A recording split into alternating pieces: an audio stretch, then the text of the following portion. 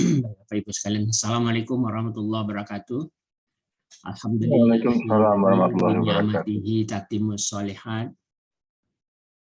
Alladzi anzala sakinata fi qulubil mu'minin liyazdadu imana ma'a imanihim. Asyhadu an la ilaha illallah wahdahu la syarikalah wa asyhadu anna Muhammadan abduhu wa rasuluh. Allahumma shalli ala Muhammad wa ala ali Muhammad.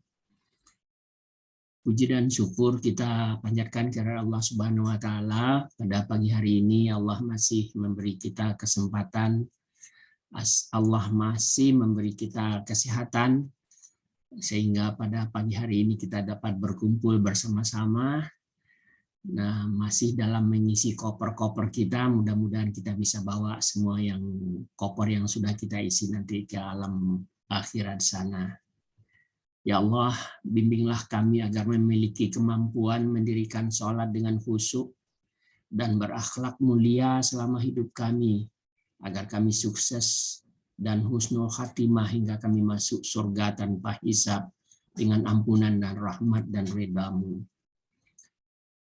Bapak Ibu sekalian, pagi hari ini kita bersama Ustadz Wahid Rahman dalam kajian Tazkiyatun Nafs, ya. Kalau nggak salah sebelumnya Ustadz menerangkan mengenai sabar ya dalam menerima cobaan.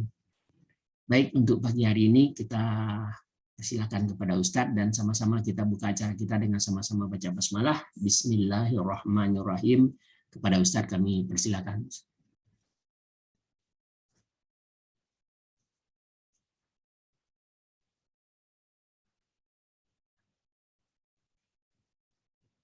Masih di-unmute dulu, Ustaz. Assalamualaikum warahmatullahi wabarakatuh. Waalaikumsalam warahmatullahi wabarakatuh. Alhamdulillah alladzi khalaqal mauta wal hayata liyabluwakum ayyukum ahsanu amala. Asyhadu an la ilaha illallah wahdahu la syarika lah. Wa asyhadu anna Muhammadan abduhu wa rasuluhu la nabiyya ba'da wa ba'd. Alhamdulillah, puji syukur pada Allah karena sungguh atas nikmat, izin serta karunia-Nya pada pagi ini Allah masih memberikan kita nikmat iman, Islam, kesehatan, kesempatan dan kemauan sehingga kita bisa bersama-sama dalam kajian virtual ini. Salawat dan salam semoga senantiasa tercurah pada Rasulullah sallallahu alaihi wasallam, pada keluarganya, sahabat-sahabatnya, pengikut-pengikutnya, dan tentu kita semua yang mengikutinya. Ayah bunda sekalian yang semoga senantiasa dirahmati oleh Allah. Jadi tema hari ini apa, Ustaz? Tema hari ini adalah siap-siap koper menuju akhirat. Masya Allah. Aduh, saya teringat ini. Ada satu pertanyaan dari seorang sahabat, ayah bunda. Pertanyaannya gini.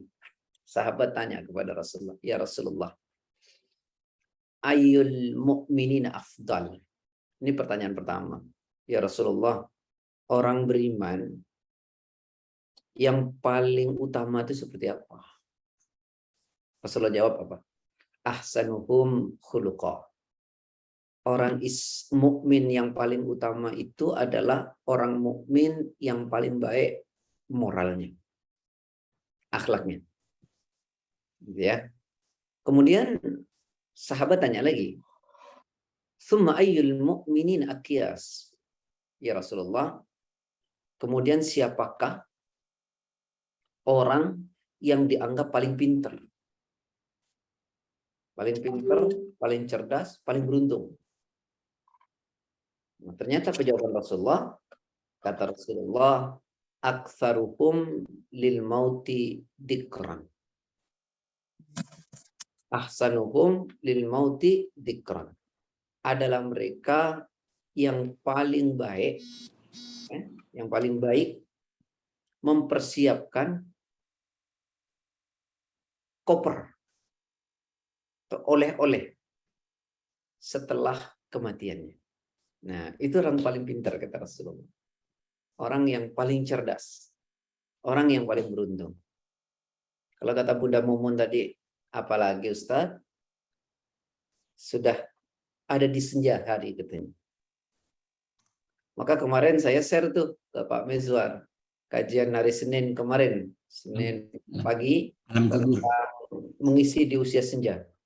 Oh, senja ya. Ya, itu sebenarnya kajian bersama lintas negara itu ya. Itu ada 14 negara itu, Muslim yang berdomisili di 14 negara di Eropa. Jadi kita ada komunitasnya kajian. Kalau dulu sebelum ada Zoom, saya setiap 4 bulan ke Eropa untuk kajian. Sekarang sebelum pandemi, sekarang ada Zoom. Alhamdulillah, saya tidak perlu kemana-mana tapi bisa ngisi.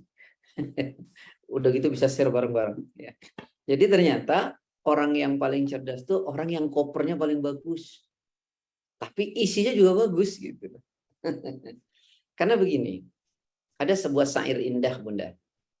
Wa umrina kisun fi kulli yaumin wa dzanbi zaidun kaifah timal. Nih, ini keren nih. Apa kata ulama? Umur kita tuh makin hari makin berkurang. Sedang dosa kita makin hari makin nambah. Gimana cara kita kelak mempertanggungjawabkan di hadapan Allah? Nah, paling tidak umur ia makin berkurang, dosa dia jangan makin nambah, yang makin nambah pahala. Maka kata Bunda Mumun tadi, apapun yuk kita gunakan sebaik-baiknya dalam mengisi kehidupan ini. Gitu. Jangan sampai seperti yang digambarkan dalam Quran pada surat 21 ayat 1. Surat 21 ayat 1. Iqtaraba linnasi hisabuhum wa hum fi ghaflatin mu'ridun. Monggo. Telah semakin dekat kepada manusia perhitungan amal mereka, sedang mereka dalam keadaan lalai dengan dunia, berpaling dari akhirat. Nah, jangan sampai kita seperti itu. Apa kata Allah? Sungguh telah makin dekat hari perhitungan amal buat manusia. Tetapi manusia tetap dalam keadaan apa itu? Lalai, Lalai. ghafil. Berpaling dari akhirat. Sudah tahulah mati makin dekat. Tapi ini malah makin lalai. Karena kesibukan dunia dan lupa akhirat.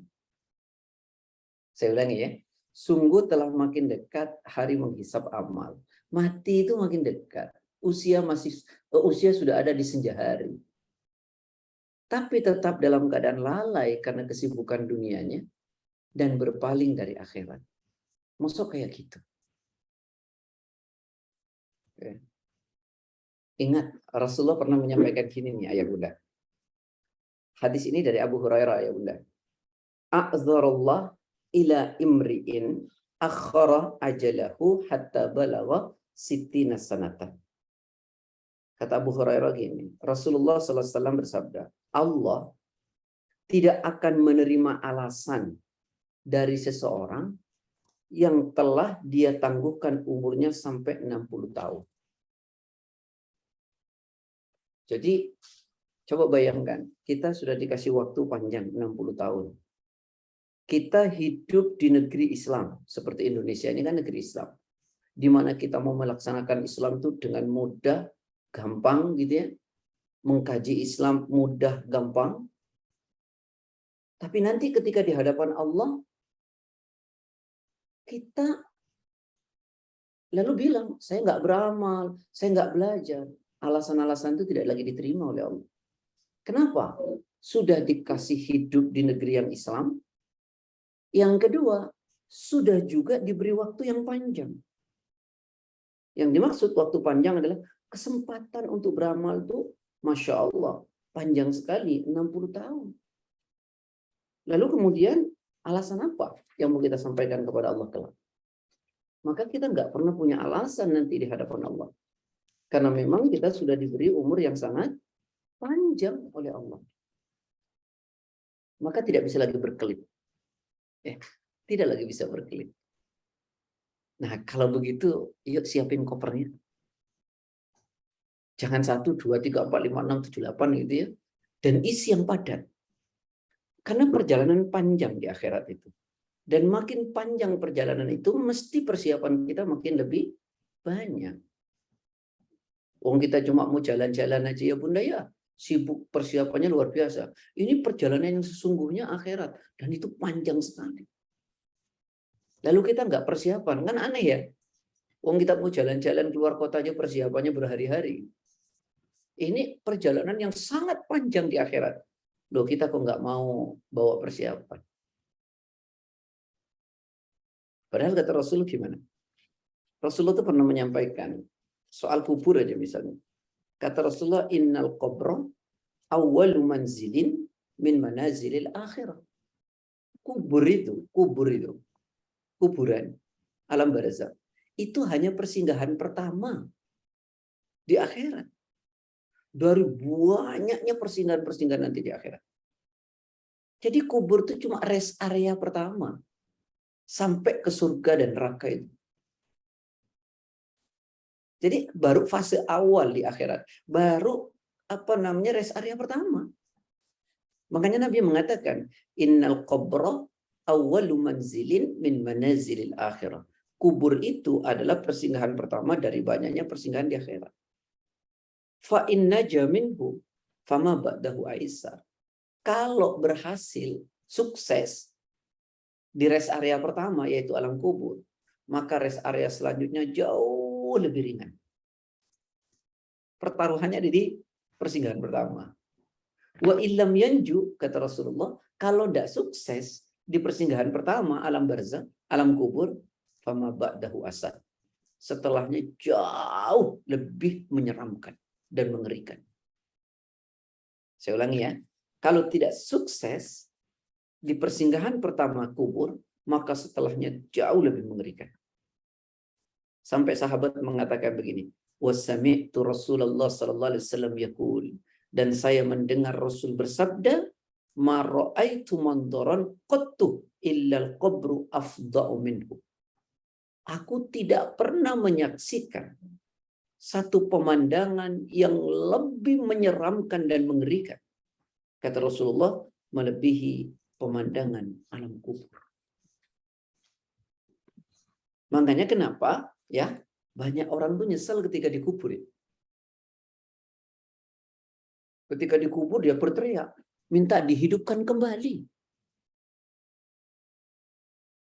Coba renungkan Quran. Surat 23 ayat 99 sampai 100. Hatta idza jaa ahadahumul maut qala rabbirji'un la'alli a'malu salihan fima taraktu kalla innaha kalimatun huwa qailuha wa min waraihim barzahun ila yaumi yub'atsun. Monggo.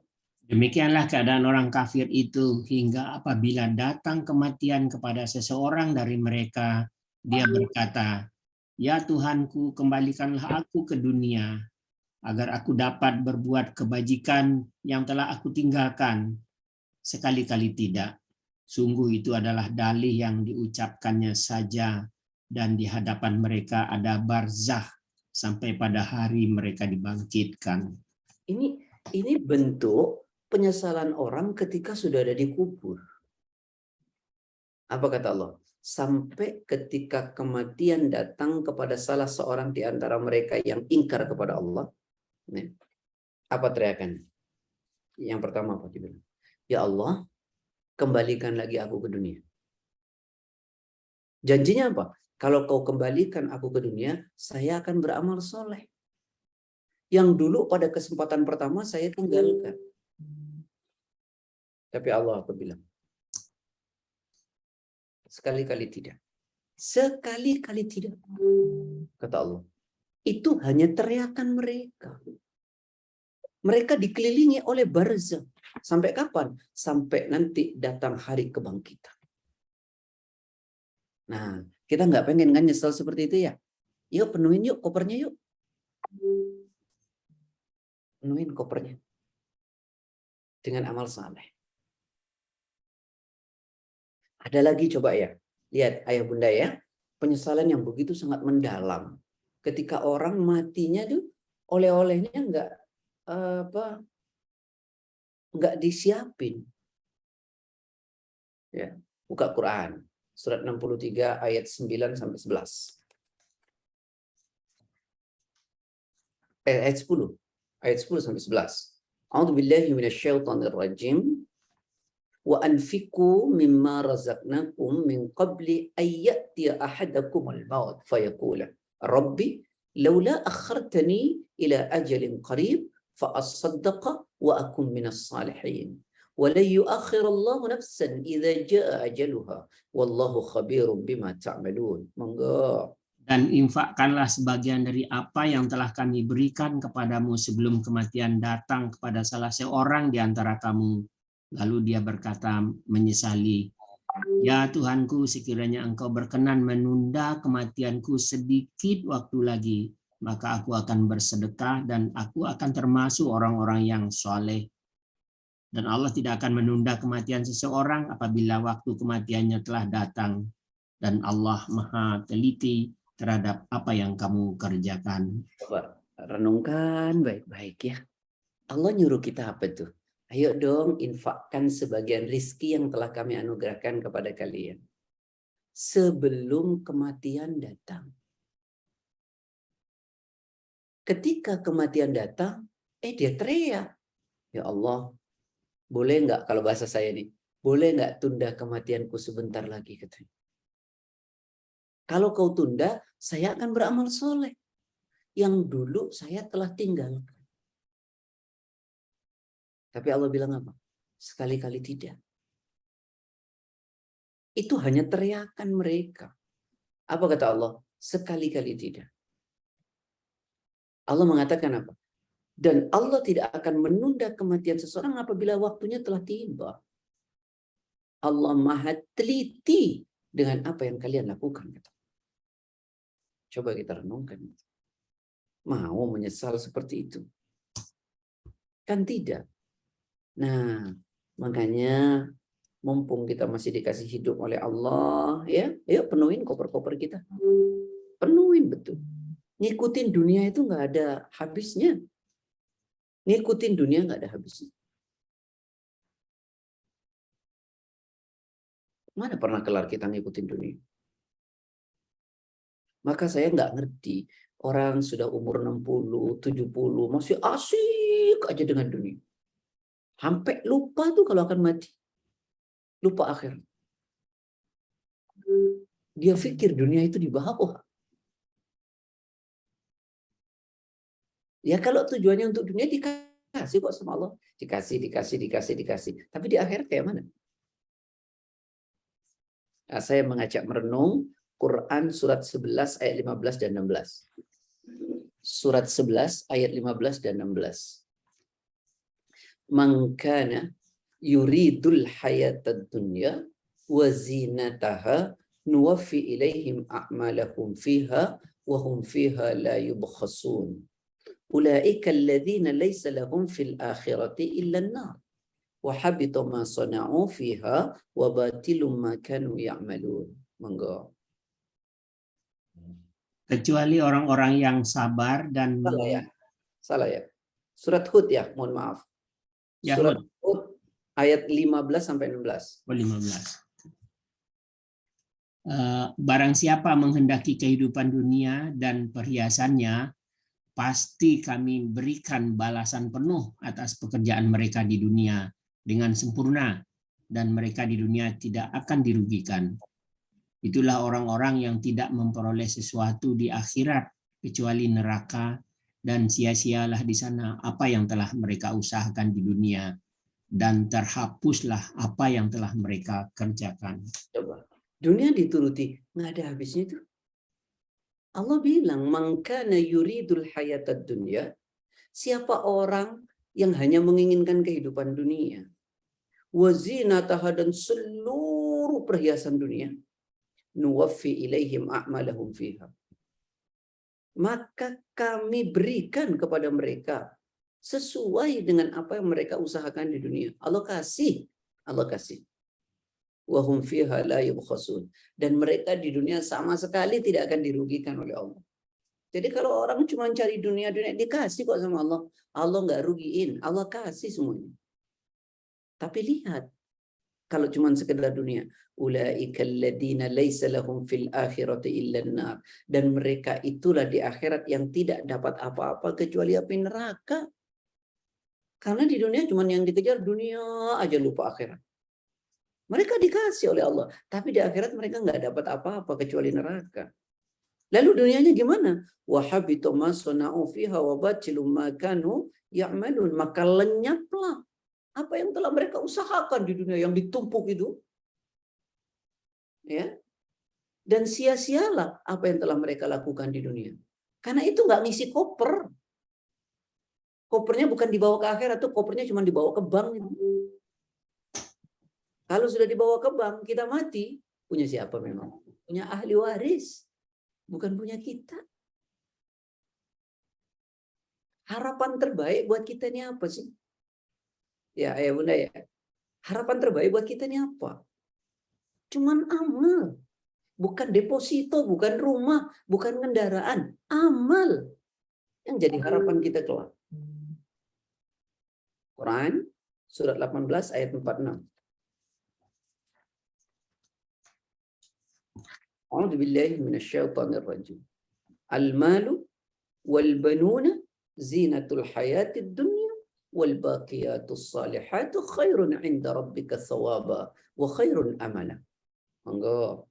Kahfi 46. Harta dan anak-anak adalah perhiasan kehidupan dunia, tetapi amal kebajikan yang terus-menerus adalah lebih baik pahalanya di sisi Tuhanmu, serta lebih baik untuk menjadi harapan.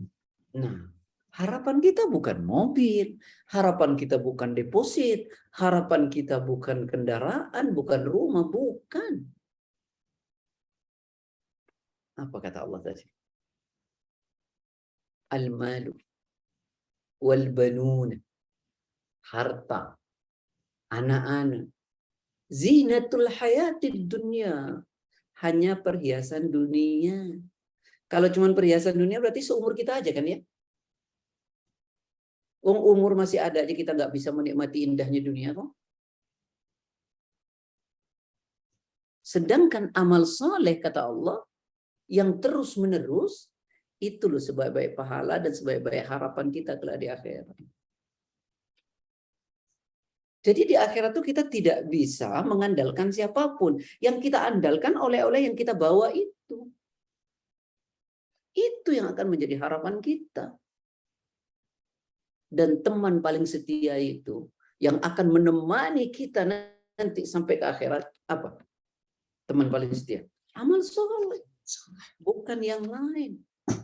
Itulah teman setia yang akan menemani kita sampai nanti ke akhirat. Ada pernah baca hadis begini ya? Pernah dengar nggak? Nanti di akhirat tiba-tiba nih bagi orang mukmin yang baik nih, wa ya'tihi, dan datanglah kepada orang yang beriman itu di alam kuburnya, rajulun, seorang sahabat, hasanul wajhi, yang wajahnya bagus sekali, wa hasunat thiyab, dan pakaiannya indah sekali, thayyibur rih, badannya wangi sekali. Jadi di kubur nanti tiba-tiba datang seseorang dengan pakaian yang bagus, wajahnya cakep sekali, wanginya enak sekali. Lalu dia berkata kepada orang beriman ini di kuburnya, absyir billati yasurru, berbahagialah engkau. Berbahagialah engkau. Lalu dia bilang apa? Hadza yaumuka alladzi kunta tu'ad. Ini hari yang telah dijanjikan oleh Allah untukmu. Lalu orang beriman itu dikubur nanya kepada Allah, kepada orang itu, man anta, siapa engkau? Fawajhuka wajhu yaji'u bil khair. Engkau datang dengan wajah yang penuh dengan ketampanan, lalu dengan senyum, dengan kebahagiaan. Fayaqul, dia menjawab, ana amaluka saleh. Aku adalah amal solehmu. Aku adalah amal solehmu. Teman yang paling setia buat kita tuh amal soleh kita. Bukan dunia. ada apa-apanya dunia. Maka yuk penuhi koper kita dengan amal saleh. Karena dia teman yang paling setia. Teman yang paling setia. Amal saleh. Dunia apa itu? Dunia itu emang mau ikut kita? Enggak, sama sekali enggak. Karena itulah Allah ingatkan. Jangan sampai itu sibuknya kita soal dunia sampai kita lalai. Coba dibuka Quran surat yang sama ya, 63 ayat 9.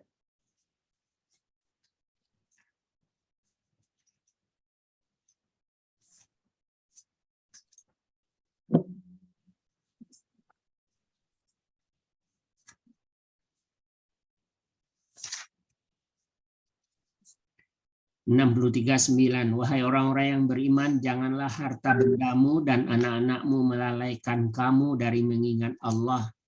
Dan barang siapa berbuat demikian, maka mereka itulah orang-orang yang rugi. Nah, kita mau tuh rugi. Hanya sibuk dengan urusan dunia. Ya ayyuhalladzina amanu la tulhikum amwalukum wala auladukum an dzikrillah. Wa may yaf'al dzalika faulaika humul khasirun. Hai orang-orang yang beriman, kata Allah.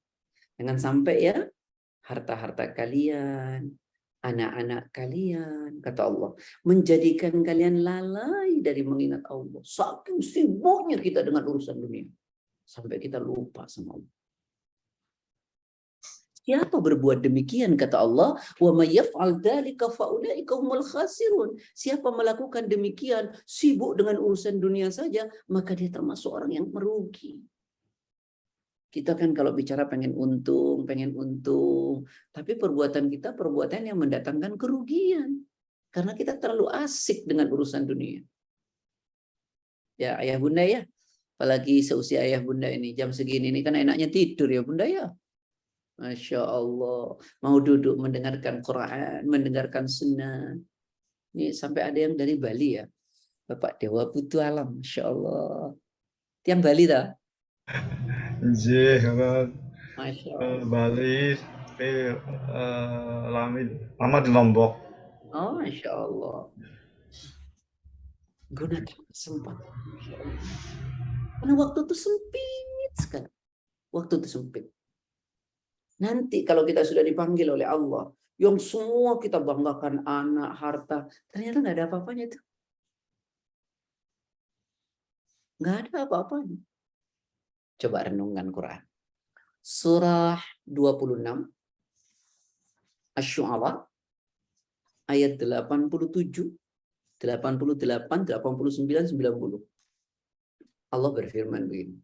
Wala tukhzini yauma yub'atsun. Yauma la yanfa'u malu wala banun illa man atallaha biqalbin salim wa uzlifatil jannatu lil muttaqin wa burrizatil jahimu lil ghawin. Monggo. Surat 26 Asy-Syu'ara ayat 87 sampai 90. Dan janganlah engkau hinakan aku pada hari mereka dibangkitkan, yaitu pada hari ketika harta dan anak-anak tidak berguna, kecuali orang-orang yang menghadap Allah dengan hati yang bersih, dan surga didekatkan kepada orang-orang yang bertakwa. Dan neraka jahim diperlihatkan dengan jelas kepada orang-orang yang sesat. Nah, coba renungkan. Wala tukhzini yauma yub'atsun. Ya Allah, jangan kau hinakan aku di hari mereka dibangkitkan. Yauma la yanfa'u malu wala banun. Di hari di mana harta dan anak itu sama sekali nggak ada gunanya. Illa man atallaha biqalbin salim, kecuali orang yang kelak datang kepada Allah dengan hati yang bersih.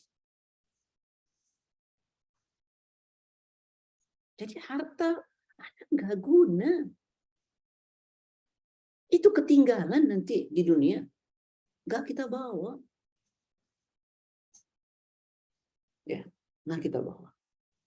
Makanya kenapa ada semacam, mohon maaf ya, saya kalau menyebutnya ini peringatan betul dari Allah. Ya, peringatan yang kenceng betul dari Allah pada surat Luqman 31 ayat 33. Ya, itu peringatan keras. Ya ayyuhan nasu taqu rabbakum wakhshaw yawman la yajzi walidun an waladihi wala mauludun huwa jazin an walidihi syai'a. Inna wa'dallahi haqq.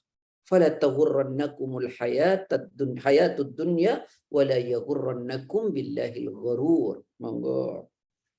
Surat 31 ayat 33, wahai manusia, bertakwalah kepada Tuhanmu dan takutlah pada hari yang ketika itu seorang bapa tidak dapat menolong anaknya dan seorang anak tidak dapat pula menolong bapaknya sedikit pun. Sungguh janji Allah pasti benar, maka janganlah sekali-kali kamu terperdaya oleh kehidupan dunia dan jangan sampai kamu terperdaya oleh penipu dalam mentaati Allah. Itu, ini kan sebuah peringatan keras. Ya ayuhan nas, kata Allah, wahai manusia, ittaqu rabbakum, bertakwalah kalian kepada Rabb kalian. Wakhshaw yauman, takutlah pada suatu hari la yajzi walidun an waladi, di mana seorang ayah tidak bisa bantu anaknya sama sekali. Wala mauludun huwa jazin an walidihi syai'a, dan seorang anak sama sekali tidak bisa bantu ayahnya. Ayah tidak bisa bantu anaknya dan anak tidak bisa bantu ayahnya. Inna wa'dallahi haq, sungguh janji Allah itu benar dan ini pasti akan terjadi, kata Allah. Kalau begitu, fala taghurrannakumul hayatud dunya, maka jangan sekali-kali kehidupan dunia ini memperdayakan kalian. Sibuk aja. Sholat ditunda. Mau berbuat baik ngaji ditunda. Kajian cuma 1,5 jam. Pagi-pagi masih seger, ngantuk. Fala taghurrannakumul hayatud dunya. Jangan pernah kehidupan dunia itu memperdayakan kalian. Wala taghurrannakum billahil ghurur, dan janganlah setan itu memperdayakan kamu dalam mentaati Allah. Kata setan, nanti aja sholatnya bisa bentar. Hari ini ngaji istirahat dulu, tidur, minggu depan masih ada. Akan terus seperti itu nanti. Nah, saudara-saudaraku, kalau gitu, yuk penuhin koper kita yuk. Penuhin koper kita. Karena dunia diikuti nggak ada tuh, nggak ada habisnya tuh. Allah Ta'ala berfirman begini dalam hadis qudsi. Tafarraw li'ibadati amla sadruka ghinan wa ashudda faqra wa illa taf'al mala'tu yadayka syughlan wa lam asudda faqra. Apa coba kata Allah? Hei anak Adam, hei manusia, sibukkan dirimu, luangkan waktumu untuk ibadah kepada Aku, kata Allah. Niscaya akan kujadikan dadamu selalu merasa cukup dengan urusan dunia.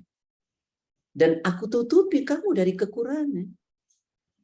Saya ulangi ya, kata Allah, Pak. Luangkan waktumu beribadah kepada Aku, maka kujadikan dadamu selalu merasa cukup dengan urusan dunia. Dan Aku tutupi kamu dari kekurangan pada persoalan dunia. Wa illa taf'al, kalau engkau tidak ada waktu untuk ibadah, mala'tu yadayka syughlan, maka makin kubuat kamu sibuk dengan urusan dunia. Walam asudda faqra, dan Aku nggak pernah tutupi kamu dari kekurangan. Unik ya?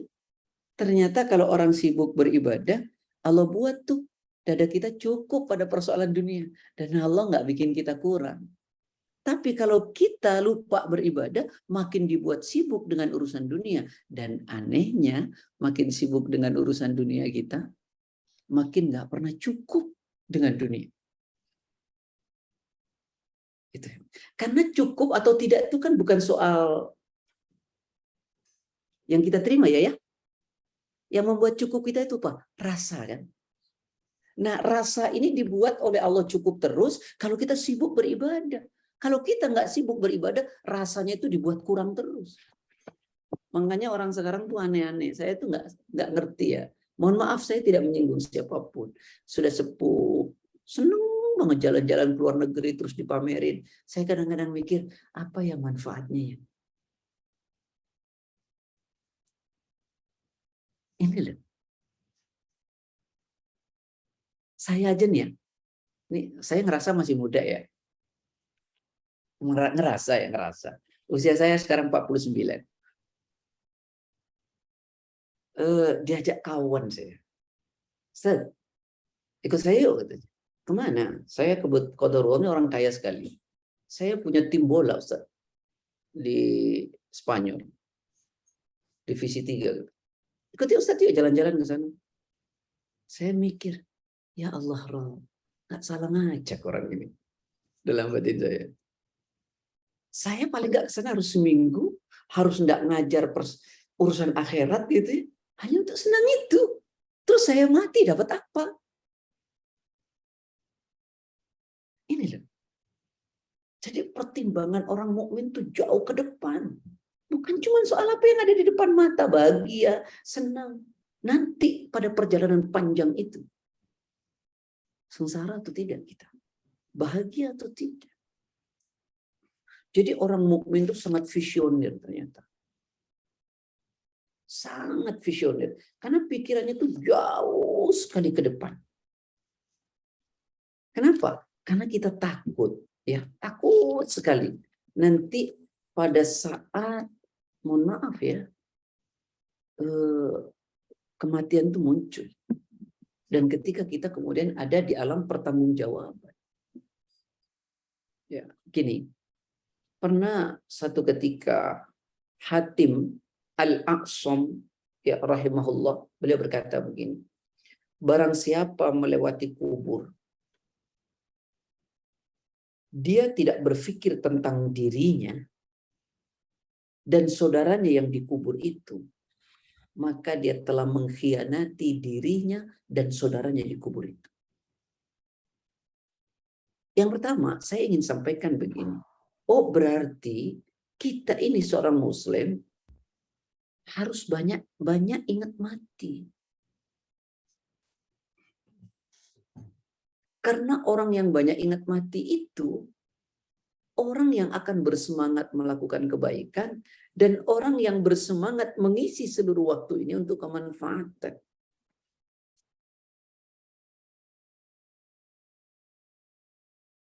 Ayah bunda, pernah satu waktu Rasulullah itu bertanya kepada sahabat begini. Ini pertanyaan Rasulullah ya kepada sahabat. Pertanyaannya begini. Fa inna lahu ma'isyatan dunkah wa nahsyuruhu yaumal qiyamati a'ma. Nabi tanya begini. Saudara-saudaraku, tahu nggak kalian yang dimaksud dengan ayat ini nih? Sesungguhnya ya, coba dibuka dulu surat Toha ayat 124 biar kita tahu ketika Rasulullah tanya soal itu.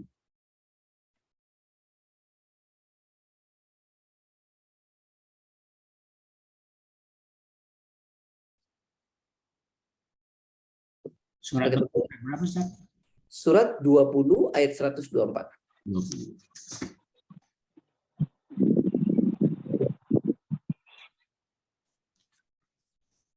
Dan barang siapa berpaling dari peringatanku, maka sungguh dia akan menjalani kehidupan yang sempit dan kami akan mengumpulkannya pada hari kiamat dalam keadaan buta.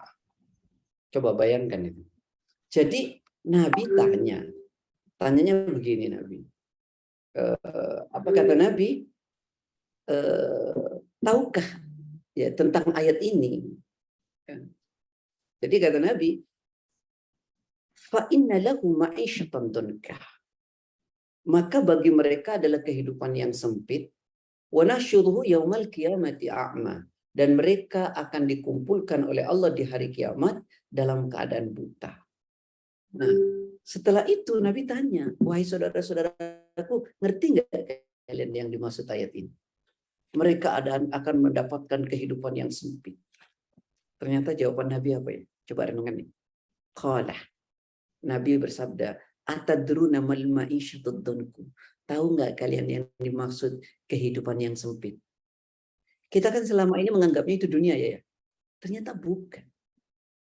Qalu, sahabat semua menjawab, Allah wa rasuluhu alam. Allah dan Rasulnya yang lebih tahu. Justru Nabi mengatakan kehidupan yang sempit itu adabul kafirina fi qabri, yaitu azab orang-orang yang ingkar kepada Allah di kuburnya. Azab ya Allah bagi orang-orang yang ingkar kelak di kuburnya. Sampai Nabi bersumpah begini. Kalau dimulai dari sumpah ini kan luar biasa nih. Walladzi nafsi biyadi. Demi jiwaku yang berada dalam tangannya. Innahu, sesungguhnya orang yang ingkar kepada Allah, munafik, fasik, gak mau sholat, yusallatu alaihi, nanti dikubur itu tahu enggak ya? Dililit tis'atun wa tis'una tinninan. Dia akan dililit oleh 99 tinin.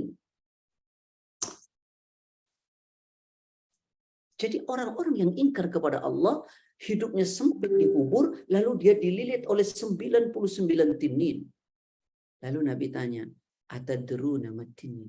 Tahu nggak kalian apa itu tinin? Semua sahabat diam. Nabi menjawab, sab'una hayyatan. Satu tinin itu 70 ekor ular. Likulli hayyatin sab'u ru'usin. Setiap satu ular berkepala 7. Yalsa'una wa yakhdishunahu ila yaumil qiyamah. Dan ulat itu melilitnya dan mematoknya sampai nanti pada hari kiamat. Gimana nggak mengerikan? Apa yang menyelamatkan kita? Amal soleh kita. Amal soleh kita. Yang menyelamatkan amal soleh kita.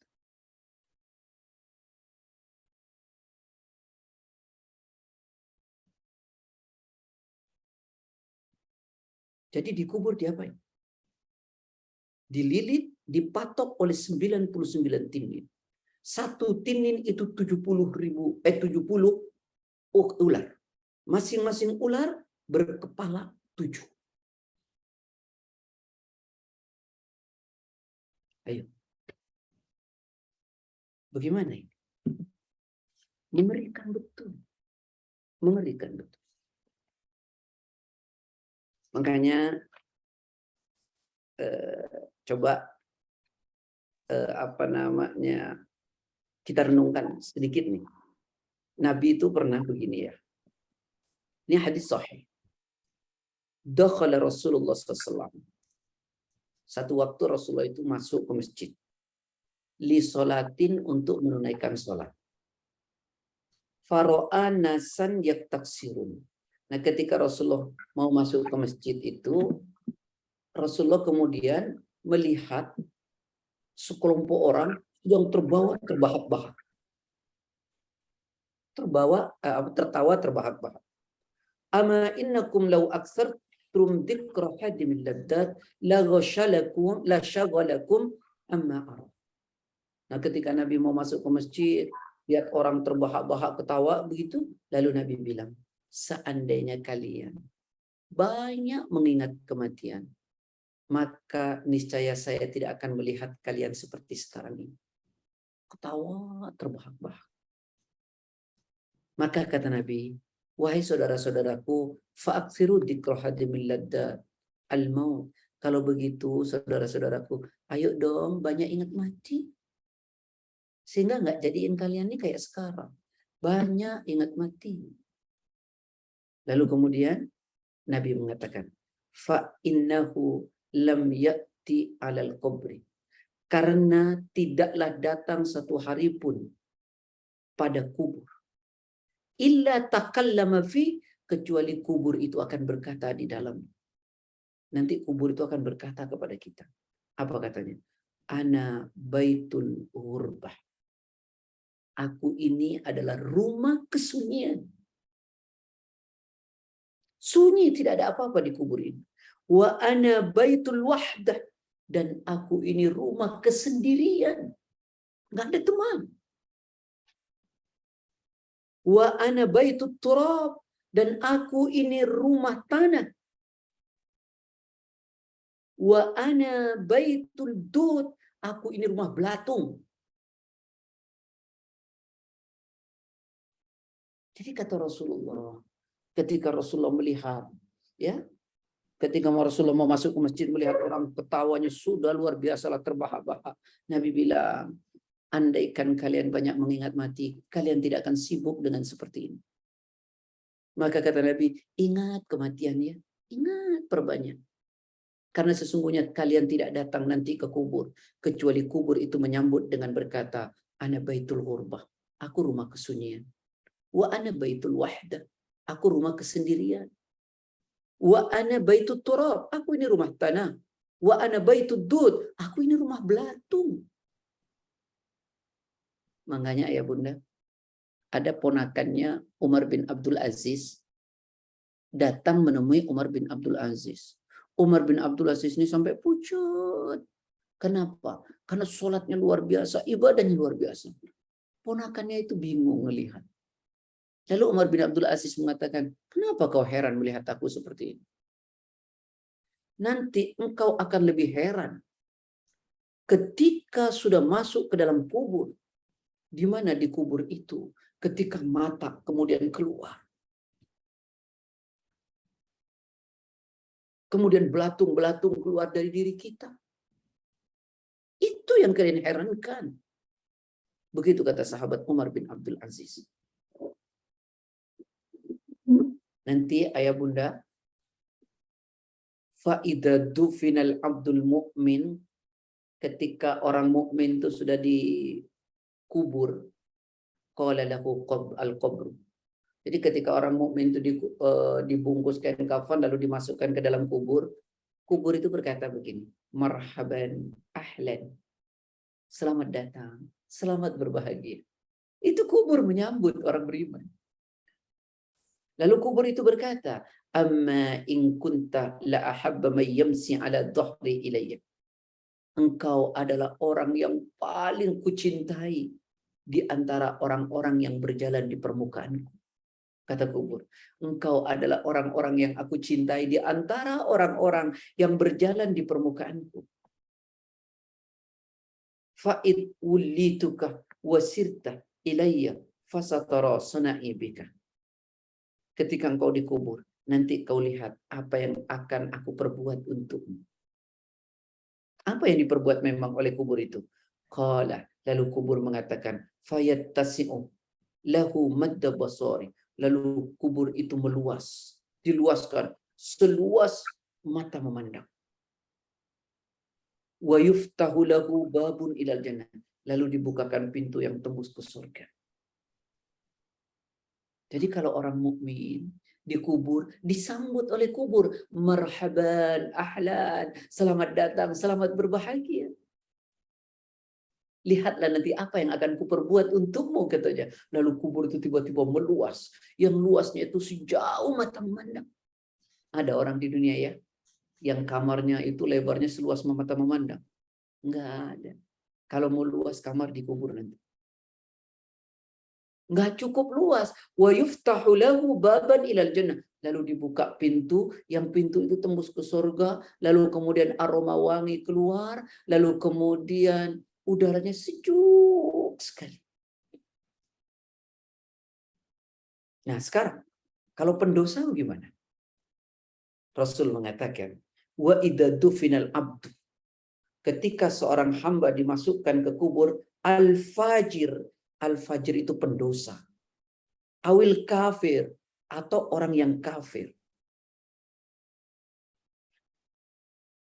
qala lahu al-qabr, lalu kubur itu berkata kepada orang pendosa dan orang kafir itu, la marhaban wala ahlan, tidak ada sambutan apa-apa.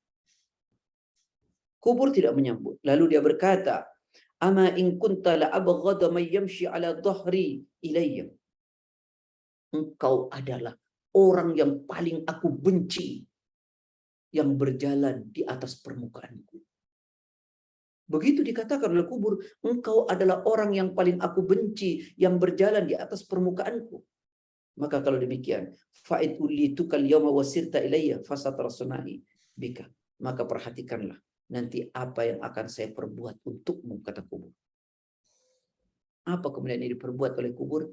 Falyalta'im alaihi hatta yaltaqi alaihi wa takhtalifu adla'u. Tiba-tiba kuburnya itu menyempit sampai kemudian menghimpit tulang-tulangnya dan tulang-tulangnya roboh. Bayangkan.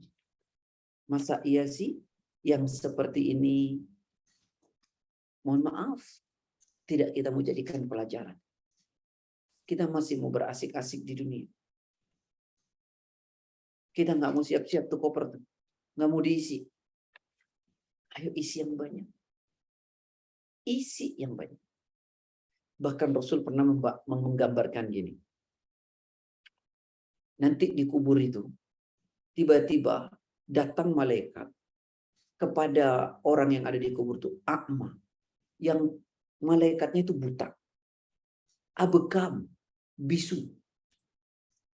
Malaikat buta bisu datang. Ma'ahu marzabatun min hadid. Lalu si malaikat ini membawa tongkat. Tongkatnya terbuat dari besi. Lau duriba biha jabalun lasara turaban. Andaikan tu tongkat dipukulkan ke gunung, maka gunung itu akan jadi debu.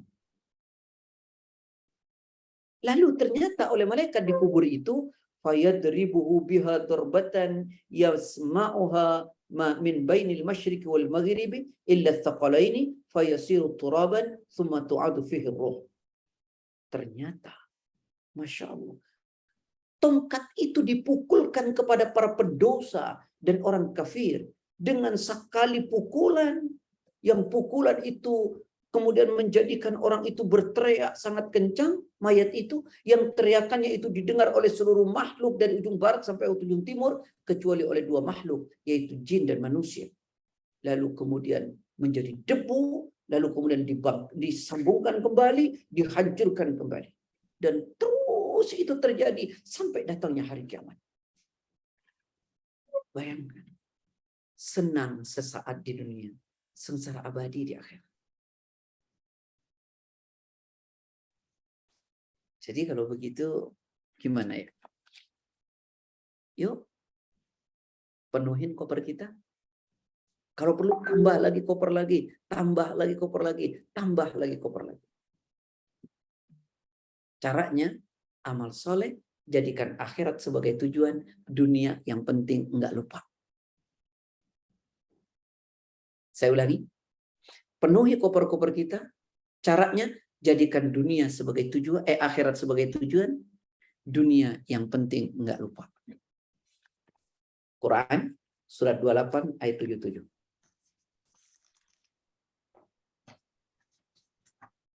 Wabtaghi fima ataqallahu daral akhirah wa la tansa nasibaka minad dunya wa ahsin kama ahsanallaha ilaik wa la tabghil fasad innallaha la yuhibbul mufsidin. Fadhal. Surat 28 ayat 77. Dan cari Siap. pahala negeri akhirat dengan apa yang telah dianugerahkan Allah kepadamu.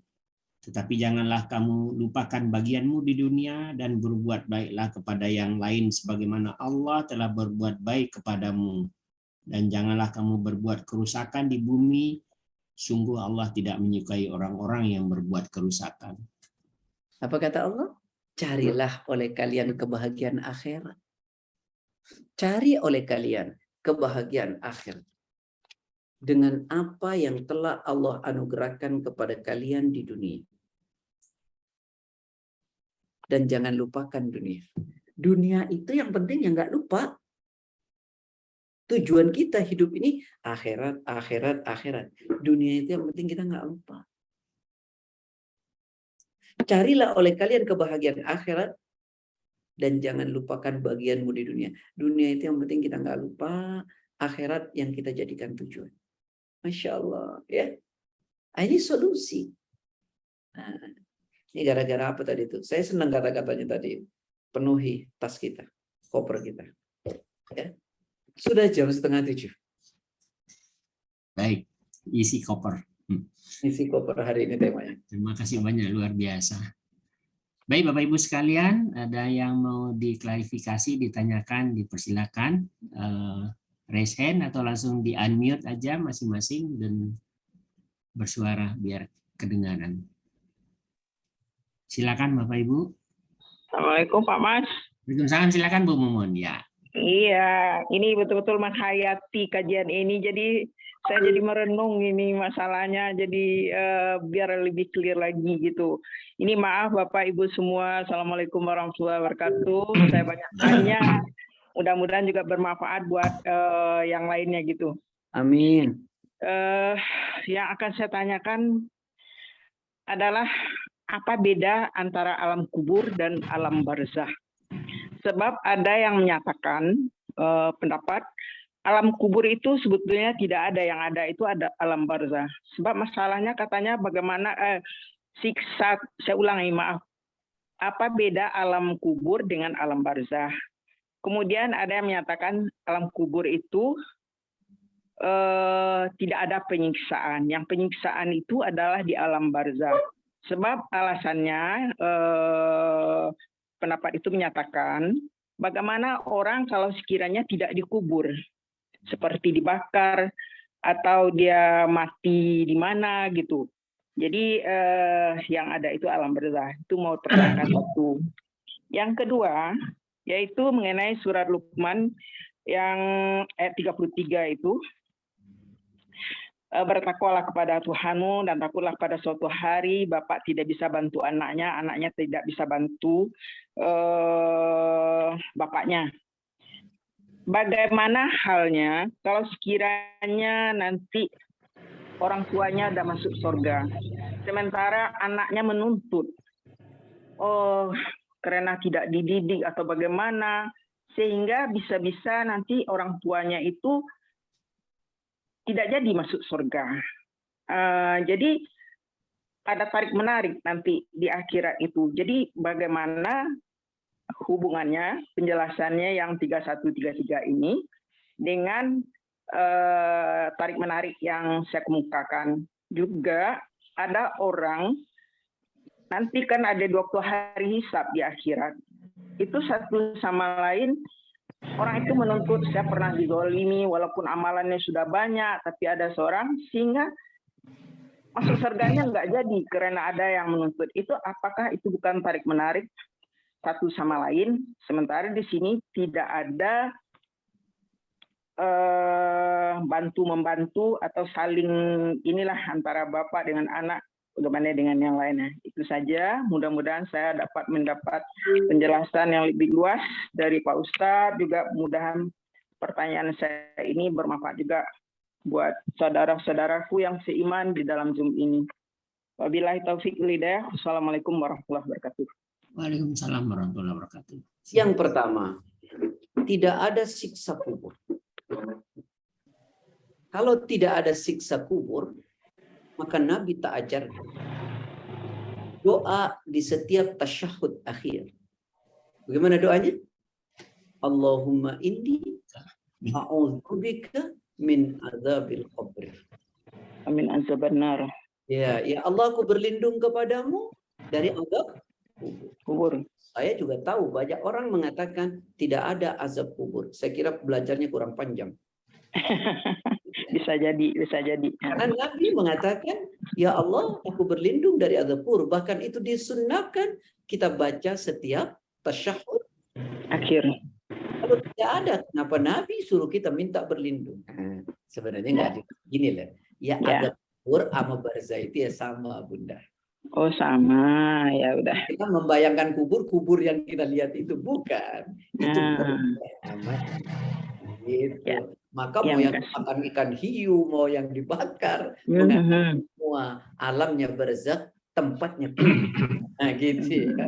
Makanya dalam ayat tadi dikatakan pada surat 23 tadi yang dibaca oleh Ayam Mizwar, ayat surat 23 ayat 99 itu dikatakan hatta idza jaa ahaduhumul maut qala rabbi irji'un la'alli a'malu salihan fima taraktu kalla innaha kalimatun huwa qailuha wa min wara'ihim barzakhun. Alamnya disebut barzakh. Gitu, Bro. Jadi kubur barzakh kilahuma mutasawiyan. Tak ada beda. Sama saja. Baik. Itu jawaban kedua tentang Luqman, ya, tentang surat Luqman ayat 33, ya ayuhan nas, wahai manusia, ittaqu, takutlah engkau rabbakum, kepada Rabbmu, wakhshaw, dan takutlah engkau yauman, hari la yajzi walidun an waladi, di mana hari itu seorang ayah tak bisa tolong anaknya, anak tak bisa tolong ayahnya. Kapan itu maksud hari? Itu yang disebut hari kebangkitan. Hari kiamat. Jadi hari kiamat itu tidak ada yang bisa menolong. Anak tak bisa tolong ayahnya, ayah tak bisa tolong anaknya. Dalam ayat yang lain, misalnya surat 80, ayat 33. فَإِذَا جَاءَتِ الصَّاخَّةُ يَوْمَ يَنْفِرُّ الْمَرْءُ مِنْ أَخِيهِ وَأُمِّهِ وَأَبِيهِ وَصَاحِبَتِهِ وَبَنِيهِ لِكُلِّ امْرِئٍ مِّنْهُمْ يَوْمَئِذٍ شَأْنٌ يُغْنِيهِ وُجُوهٌ يَوْمَئِذٍ مُسْفِرَةٌ. Ketika sangkakala kedua dibunyikan kiamat, seorang anak tak kenal saudaranya, istri tak kenal suami, suami tak peduli dengan istrinya, anak tak peduli dengan orang tuanya, semuanya sibuk dengan dirinya. Itu yang dimaksud di hari kiamat, Bunda. Kalau yang tarik menarik itu nanti di penghujung ketika mau masuk surat. Nah, itu perbedaan waktu, Bunda. Ya. Oh, kalau nanti itu jangankan anak, saya ini ayah Mizwar berfungsi buat saya. Misalnya ayah Mizwar nanti lihat masuk surga, ayah Mizwar, terus lihat kok Ustadz Wahid nggak ada ya, minta sama Allah, ya Allah, kok Ustadz Wahid nggak ada, tolong ya Allah, angkat ya Allah, diangkat oleh Allah. Tuh, maka bertemanlah dengan orang-orang saleh. Itu prosesnya kiamat yang tidak saling bermanfaat itu, Bunda. Dipahami, Bun? Baik, Ustaz. Terima kasih. Ada lagi? Oh, Pak Abdul Syukur, silakan Pak Syukur. Assalamualaikum warahmatullahi wabarakatuh, Pak Ustaz. Yang kami ketahui itu orang yang paling jahat itu adalah Fir'aun, zalim sekali. Nah, Fir'aun itu kalau itu benar, itu jasadnya sampai sekarang itu diabadikan, yaitu ditulis oleh Allah di dalam Al-Quran. Nah, ini berkaitan dengan tadi bahwa siksa kubur itu kan ada seperti bayangan tadi, pengertian satu fisik karena disempitkan kemudian hancur tulangnya. Nah, bagaimana memahami ini, karena Fir'aun itu kalau betul-betul Fir'aun itu sampai sekarang walaupun kering badannya itu masih utuh. Nah, ada ustadz itu yang menjelaskan di dalam sebuah taklim itu sebenarnya siksa kubur itu siksa yang berbentuk bukan fisik tetapi kemudian itu tadi diberikan gambaran bagaimana neraka itu, jadi hidupnya itu sangat tertekan karena diberi gambaran-gambaran tentang hukuman-hukuman yang akan berlaku pada dirinya. Nah, mohon pencerahannya Pak Ustaz. Terima kasih. Baik, Ayah. Ya, Ayah Hamdul Syukur bahwa yang dimaksud itu bukan fisik ya, tapi gambarannya fisik. Karena kalau tidak digambarkan secara fisik, kita tidak paham. Sekarang Ayah, saya tanya. Yang disiksa fisik kita, yang kita rasakan fisik atau psikis kita? Psikis kita kan? Jadi gambarannya fisik, tapi siksaannya itu bukan fisik. Karena kalau tidak digambarkan secara fisik, kita tidak paham. Nah, ayat dan hadis itu menggambarkan secara fisik, tapi yang disiksa bukan fisiknya. Karena fisiknya sudah hancur. Tapi yang disiksa adalah psikisnya. Bagaimana bentuknya? Wallahu a'lam bishawab. Ya, sama dengan kubur diluaskan. Kan kalau kita lihat cuma segitu, tapi diluaskan sejauh mata memandang. Itu kan cuman gambarannya fisik. Karena kalau tidak digambarkan secara fisik, tak paham orang. Gitu ya. Terima kasih. Ustaz, nyambung dengan Pak Abdul Syukur, pernah saya dengar juga itu waktu kita meninggal, jasad kita tuh roh kita dikembalikan ke jasad kita ke dalam kubur gitu. Berapa lama begitu ya? untuk pertanyaan dari malaikat itu. Jadi ruh itu kan diangkat, setelah meninggal itu diangkat. Makanya orang meninggal itu rata-rata mendelik karena matanya melihat ketika ruhnya itu diangkat sampai ke langit. Kalau dia orang beriman, nanti langit dibuka sampai ke langit ke-7, lalu Allah berseru, catatlah pada catatan yang mulia. Lalu kemudian dikembalikan ruh itu dipertanyakan. Nah, itu hanya itu saja. Lalu kemudian kalau dia orang kafir, orang munafik, dia minta diangkat oleh malaikat. Lalu ketika sampai ke pintu langit, minta dibukakan, tidak dibuka. Lalu kemudian dikembalikannya dengan cara dilempar. Ya. Lalu kemudian kembali, lalu ditanya oleh malaikat. Setelah itu selesai. Ya, itu gambarannya. Ada dalam kitab Hadimil Laddat, karya Syekh Abu Musa. Wallahu a'lam. Jadi bukan dikembalikan ke jasad yang dalam kubur itu, Ustaz ya? Bukan selama-lamanya. Ketika ada pertanyaan itu. Wallahu a'lam. Baik, ada satu lagi nih Ustaz dari chat dulu saya bacakan dari Ibu Martiem. Assalamualaikum Ustaz. Waktu Nabi mendengar seorang diazab dalam kubur, yang di dalam kubur itu rohnya atau fisiknya? Fisiknya kan sudah hancur, dikatakan juga rohnya sudah diangkat dari kubur. Mohon penjelasan Ustaz. Baik. Saya mau sampaikan begini dulu. Ini kita harus menyampaikan dari awal agar kita ada pemahaman yang sama. Ya. Dalam Quran, dalam hadis, itu kan ada dua. Ada yang sifatnya gaib, ada yang sifatnya fisik. Fisika maksud saya. Kalau yang sifatnya fisik, alatnya akal. Sasarannya alam nyata. Kebenarannya perlu diriset. Hasilnya jadi ilmu pengetahuan. Itu dalam Quran banyak itu, seperti tentang daya tarik, kemudian tentang matahari, langit, pokoknya yang macam-macam. Tentang reproduksi. Tapi ada dalam Quran itu yang sifatnya gaib. Tidak fisik, tapi metafisik. Kalau dia sifatnya gaib, alatnya tidak bisa pakai akal. Tapi pakai hati. Kebenarannya nggak perlu diriset, tapi cukup dipercaya. Hasilnya iman. Nah, pada konteks ini kita pakai iman nih. Ya sudah, percaya saja dengan kondisi seperti ini. Nah, kemudian Nabi pernah mengatakan, kunna namshi ma'a Rasulullah SAW. Satu waktu saya jalan dengan Nabi Muhammad SAW. Fawarna alal qabraini. Lalu kami melewati dua kubur. Faqama. Lalu kemudian Nabi berdiri di kubur itu. Kumna ma'ahu faja'ala launuhu yataghayyar. Lalu Nabi wajahnya berubah. Lalu tangannya kemudian gemetar. Nabi mengatakan itu sedang disiksa. Karena dua dosa. Satu dosa mengadu domba. Dua, yang satu lagi kalau istinja tidak bersih. Nah, pertanyaannya, apanya yang disiksa? Wallahu a'lam. Itu cukup dipercaya saja. Yang penting terjadi ada siksa di sana. Wallahu a'lam. Nggak bisa itu. Nanti sama dengan orang, percaya nggak dengan kubur? Nggak percaya. Ya Anda gimana? Informasi dari Quran dan hadis. Lalu dia bilang, kalau gitu, mana kebenarannya? Nggak perlu dibuktikan secara empirik.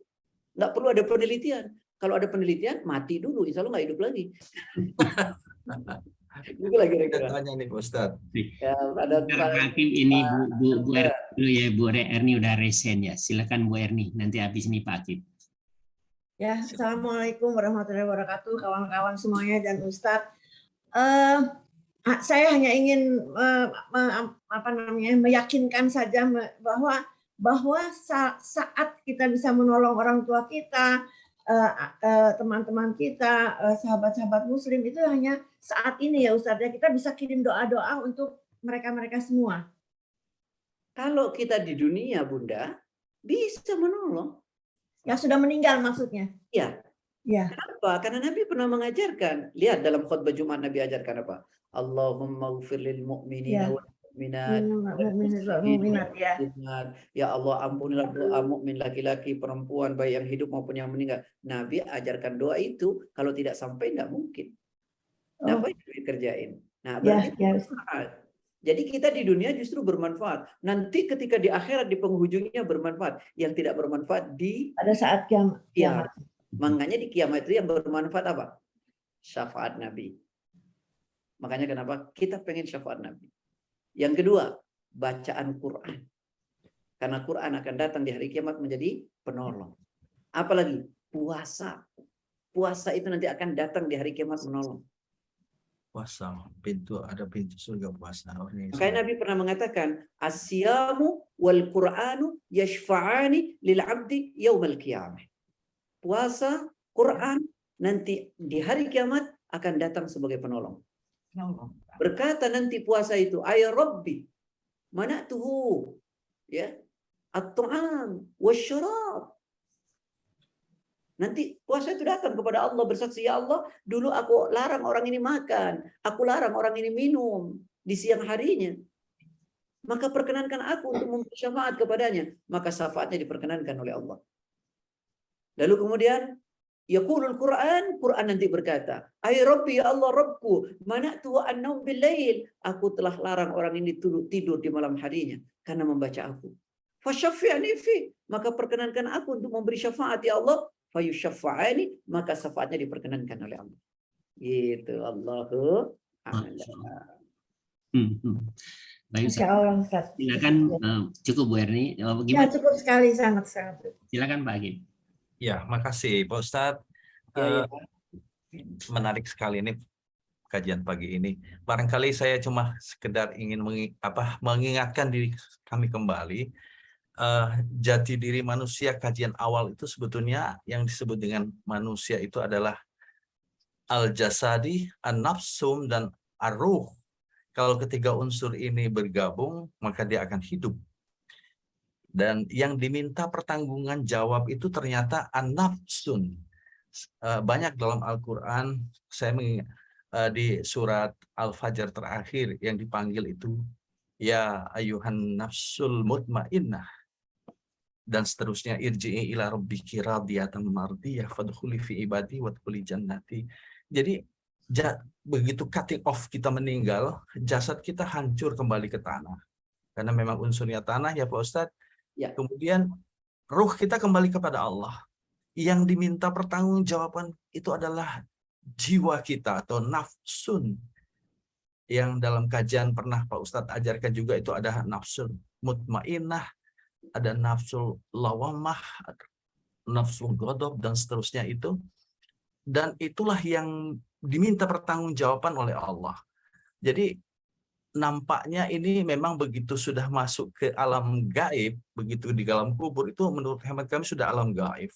Jadi itu sudah masuk dalam apa ya, seperti yang Pak Ustaz sampaikan, itu sudah rahasia Allah dan kita hanya mencoba untuk menarasikan siksa itu seperti kayak di dalam fisik, tapi kita tidak tahu ternyata nafsu kita inilah yang diminta pertanggungjawaban.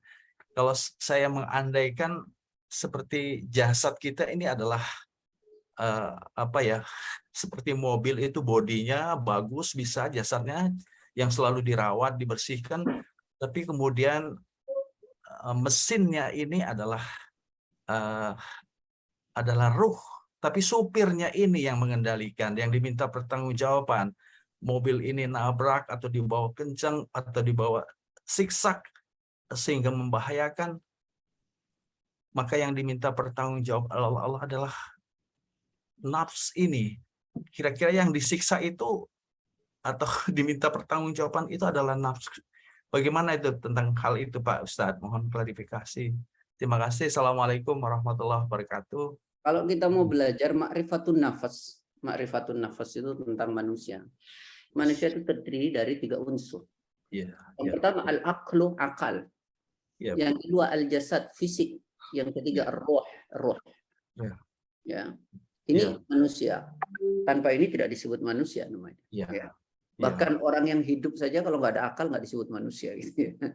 Lalu kemudian apa yang disiksa? Yang disiksa itu bukan fisik, karena fisik itu hancur dengan sendirinya. Walaupun nanti ternyata ada juga gambaran-gambaran orang mukmin yang baik itu meninggalnya sudah lama tapi fisiknya masih utuh gitu ya. Keren gitu ya.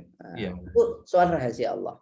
Nah, kalau kita ditanya tentang jiwa, tentang ruh, ini nggak bisa dikaji. Karena Allah mengatakan, yas'alunaka 'anir ruh, ketika mereka bertanya kepadamu Muhammad tentang ruh, kulir ruh min amri rabbi. Itu udah urusan Rabbku, udah nggak bisa dijangkau. Iya. Ya, saya sampai situ saja, nggak bisa menjelaskan sudah. Kalau an-nafs, Ya, sebenarnya dia nafsu, ar-ruh itu dalam bahasa Arab hampir mirip itu kata-katanya itu. Yang susah dipisahkan antara nafsu, ar-ruh, ya, jiwa itu sama. Justru Quran kadang-kadang menggunakan kata nafsu itu malah manusia utuh. Hidup nafsi-nafsi itu manusia utuh. Kadang-kadang nafsu diartikan roh. Nah, wallahu a'lam. Ya, itu metafisik. Wallahu a'lam. Baik. Iya. Baik, terima kasih Ustaz. Ada Pak Zen, silakan Pak Zen. Masih ada. Pak Zen. Terima kasih Pak Maswar. Assalamualaikum warahmatullahi wabarakatuh. Waalaikumsalam. Maaf suaranya agak flu jadi agak kurang redup ya. Begini, insyaallah. Amin insyaallah. Ustadz yang ingin saya katakan pendek aja. Pada ayat 2 bil akhiratihum yuqinun. Yakin ke akhirat ini, kalau tingkatan yakin kan ada ilmu yakin, ainul yakin, hakul yakin. Kalau akhirat kan nggak bisa ainul yakin ya, mungkin baru ilmu yakin aja. Cara meningkatkan keyakinan ini bagaimana Ustaz? Terima kasih. Ini keren ini. Ini keren ini. Masya Allah. Terima kasih. Ini ya. Itu kan Quran tuh. Ya. Kesimpulannya, ada yang disebut dengan apa tadi? Ilmu yakin, ainul yakin. Ainul yakin, hakul yakin. Nih, ilmu yakin nih begini. Nih. Api panas nggak? Panas. Saya lihat api di sana panas. Disimpulkan. Itulah ilmu yakin. Ilmu itu. Ya. Nah, lalu kemudian itu kalau sekolah SMA tuh ya, bikin paper. Cuman kesimpulan jadi paper. Nah, lebih tinggi S1. Orang melihat, oh api itu panas. Melalui penelitian. Diteliti tuh satu-satu. Ain, pengamatan, diteliti. Itu apa namanya? Skripsi. Itu namanya ilmu yakin. Sudah mulai lebih tinggi daripada ilmu kesimpulan. Ini sudah melalui pengamatan. Oh iya, api memang panas. Buktinya apa? Tuh, rumah kebakar karena api. Tuh, orang kebakar karena api. Nah, yang terakhir, hakul yakin. Hakul yakin itu apa? Benar-benar yakin. Hakul yakin itu bukan lagi melihat, bukan lagi kesimpulan, tapi ya Bapak megang api panas. Oh iya, api saya pegang panas. Nah, itu sudah merasakan itu. Makanya mati insya Allah nanti ngerasain tuh nikmatnya kubur dan sengsaranya kubur. Nah, sekarang ini baru ilmu yakin dan ainul yakin. Belum sampai hakul yakin. Ainul yakin pun tak lihat kita. Nah, gitu. Ya, itu penjelasannya ya soal itu. Ya. Jadi ilmu yakin itu ilmu kesimpulan, ainul yakin itu penelitian, hakul yakin itu empirik. Sudah kita amati, ngalami sendiri. Nah, gitu. Itu disertasi itu. Jadi mati dulu Ustaz ya. Ya. Jadi orang, percaya nggak kamu siksa kubur? Saya nggak percaya, mati aja sono dulu. Nanti kita lihat ada apa enggak di siksa kubur itu. Tapi intinya saya mau bilang begini. Dalam Al-Quran itu ada dua macam. Ada yang sifatnya fisik, ada yang sifatnya metafisik. Kalau yang fisik, alatnya akal, sasarannya alam nyata, kebenarannya harus diriset, hasilnya jadi ilmu pengetahuan. Kalau yang sifatnya metafisik, gaib, alatnya tidak bisa pakai akal, tapi pakai hati. Karena sasarannya bukan alam nyata, tapi alam metafisik, alam gaib. Kebenarannya tidak perlu diriset, cukup dipercaya. Hasilnya bukan ilmu pengetahuan, tapi iman. Iman dalam hati. Kalau sudah paham di situ, kelar sudah. Orang tak tanya, nanti disiksanya cemana itu di kubur itu. La tasukum. Nah, gitu. Bagaimana Anda katanya? Nggak apa-apalah api setan masuk neraka. Nggak apa-apa dia masuk neraka karena api dengan api. Kan setan diciptakan dari api. Neraka api senyawa dia tak sakit. Sama dengan begitu. Nah, nggak bisa dipikirkan soal yang sifatnya gaib. Wallahu a'lam. Baik, terima kasih Ustaz. Assalamualaikum. Waalaikumsalam. Tepat sekali jawabannya. Baik, silakan Bapak Ibu sekalian, masih ada yang mau diperjelas lagi atau diklarifikasi? Izin. Silakan Pak Koco. Assalamualaikum Pak Ustadz. Waalaikumsalam. Ya Pak Ustadz, jadi ini doa seorang anak kepada orang tuanya tidak diragukan, pasti akan dikabulkan Allah untuk meringankan dosa kedua orang tua. Nah, saya ingat ayah saya dulu di tingkat kampung sana itu, waktu saya masih kecil, saya yatim mulai umur 10 tahun, Ustaz. Jadi bapak saya dulu itu tingkat kampung itu ketua ranting NU dulu. Nah, dia suka waktu saya masih kecil menggonceng saya untuk nganter makanan kepada anak yatim. Ada anak yatim yang suka diantar, saya diajak. Kemudian waktu hari Rebuan gitu, Rebu malam itu di kampung situ juga ada pengajian di masjid, saya suka diajak. Nah, dalam doa saya itu selalu semoga Allah membalas semua amal-amal orang tua saya seperti itu. Yang saya tahu hanya 2 itu yang berkesan di saya, sedangkan amal baik yang lain tidak saya kenal. Nah, bagi saya sendiri, apakah perlu Ustaz membuat daftar amalan kita ini sebagai orang tua untuk nanti agar anak-anak bisa mendoakan berdasarkan amal-amal yang telah kita perbuat. Jadi daftar amal kita nanti kita serahkan kepada anak-anak, tidak bermaksud untuk ria, tapi agar anak-anak tahu apa saja amal perbuatan orang tuanya dulu semasa hidup. Apa perlu seperti itu Ustaz untuk agar kita nanti doanya anak-anak itu lebih fokus. Terima kasih Ustaz. Ayah, amal itu serahkan catatannya kepada Allah. Anak kita biar berdoa, Rasulullah hanya mengajarkan. Ketika seorang sahabat datang kepada Rasulullah, ya Rasulullah, min birri abawayya abarruhuma ba'da mautihima. Ya Rasulullah, masih tersisa kebaikan yang bisa saya lakukan untuk ayah ibu saya yang telah wafat. Kata Nabi Abu Hisol, iya, 1, doakan tanpa menyebut amalan orang tuanya. Doakan saja. Yang kedua, mohonkan ampun tanpa menyebut kesalahannya apa orang tua kita. Yang ketiga, penuhi janjinya apa yang dijanjikan oleh orang tua. Yang keempat, muliakan teman-temannya, bersedekah atas namanya. Sudah cukup. Biarkan catatannya sama Allah ya. Biar katakan catatannya sama Allah. Ya Allah, ampuni dosa-dosa orang tuaku, seluruh dosanya ya Allah. Ya Allah, terimalah amal-amal soleh orang tuaku, seluruh amal solehnya. Tapi kalau kita mau punya amal andalan, iya. Tapi tidak untuk diserahkan kepada anak, untuk diajukan kepada Allah sebagai wasilah. Seperti orang yang terjebak dalam goa. Ya, dalam sebuah hadis, goa itu tertutup. Dia punya amalan andalan yang selalu berbakti kepada orang tuanya. Dia bukan cerita kepada orang, dia cerita kepada Allah. Ya Allah, setiap hari aku berbakti kepada orang tuaku.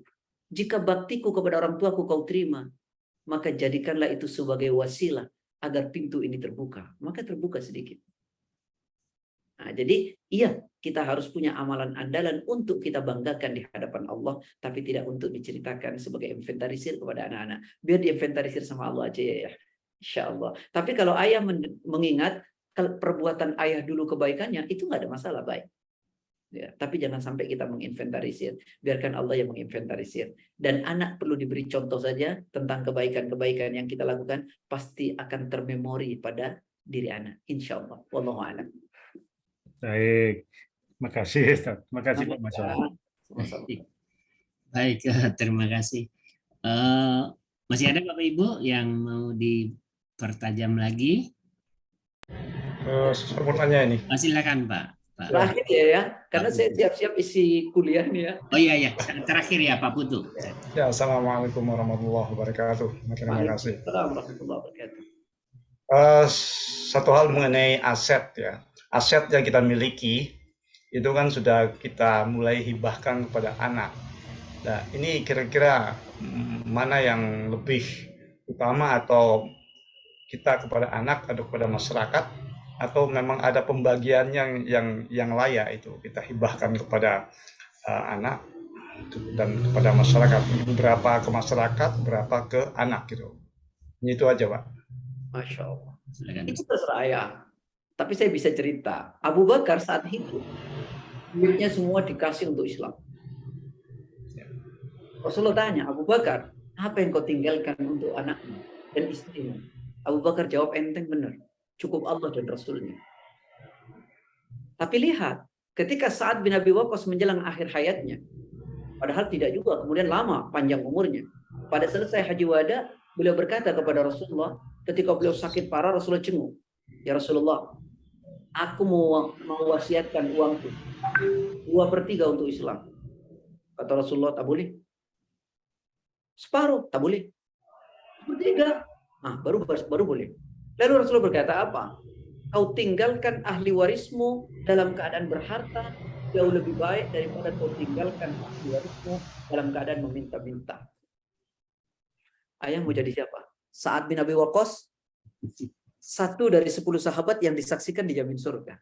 Mau jadi Abu Bakar, salah satu sahabat 10 yang juga dijamin surga. Tinggal ayah mau jadi seperti apa ya. Itu wallahu a'lam. Yang tidak boleh ayah nih nanti menjelang akhir hayat lalu bilang semua harta saya wasiatkan. Tidak boleh, karena itu tak boleh lebih dari seperti itu. Oke ya? Ya, terima kasih. Mudah-mudahan jadi Abu Bakar atau jadi Sa'ad bin Abi Waqqas. Dua-duanya. Baik Ustaz, silakan kita tutup dengan doa, mudah-mudahan pertemuan. Baik, ayah bunda sekalian, semoga Allah memberikan kita keberkahan dan akhir hayat kita dijadikan husnul khatimah. Amin. Ya, apa yang menjadi pertimbangan di akhir. Semoga Allah dan semoga Allah menjadikan anak-anak kita anak-anak yang soleh sehingga saat kita wafat mendoakan kita dan terus beramal yang juga bermanfaat buat kita. Allah wa iyyakum ajma'in. Subhanaka Allahumma bihamdik asyhadu an la ilaha illa anta astaghfiruka wa atubu ilaik. Assalamualaikum warahmatullahi wabarakatuh. Waalaikumsalam warahmatullahi wabarakatuh. Terima kasih banyak Ustaz. Ya, tutup cara kita pada pagi hari ini. Sekali lagi kita baca hamdalah dan doa kafaratul majlis. Alhamdulillahirabbil alamin. Subhanakallahumma wa bihamdika asyhadu an la ilaha illa anta astaghfiruka wa atubu ilaik. Assalamualaikum warahmatullahi wabarakatuh. Waalaikumsalam warahmatullahi wabarakatuh. Jazakallah Ustaz.